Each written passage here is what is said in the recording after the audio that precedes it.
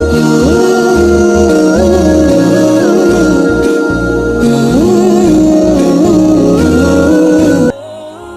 اللہ الرحمن الرحیم۔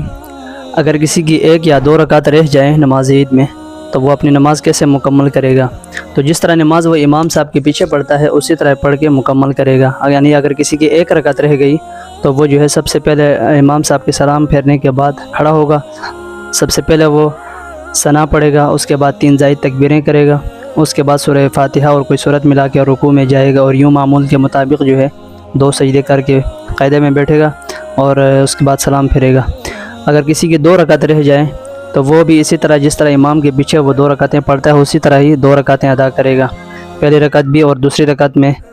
جس طرح پہلے سورہ فاتحہ اور کوئی بھی سورت ملا کر اس کے بعد 3 زائدیں تکبیریں کر کے رکوع میں جائے گا، اس کے بعد جو ہی معمول کے مطابق وہ اپنی 2 رکعت مکمل کرے گا۔ اگر کسی کی پہلی رکعت میں جو زائد تکبیریں ہیں وہ رہ جائیں تو اس صورت میں جو ہے اگر امام نے قرات شروع کر دی ہے اور پیچھے سے نمازی آ گیا اور وہ امام صاحب کے ساتھ شامل ہو گیا تو وہ سب سے پہلے تکبیر تحریمہ کرے گا، اس کے بعد جو ہے 3 زائد تکبیریں جو تھی وہ ادا کرے گا، اس کے بعد جو ہے امام صاحب کے ساتھ شامل ہوگا۔ اگر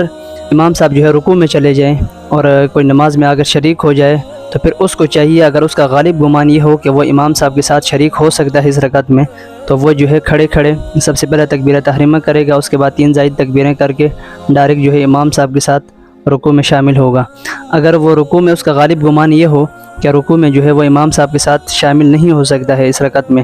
تو اس کو چاہیے کہ سب سے پہلے تکبیر تحریمہ کرے اور اس کے بعد جو ہے رکوع میں آ کے جو 3 زائد تکبیریں تھیں وہ رکوع میں ہی ادا کرے۔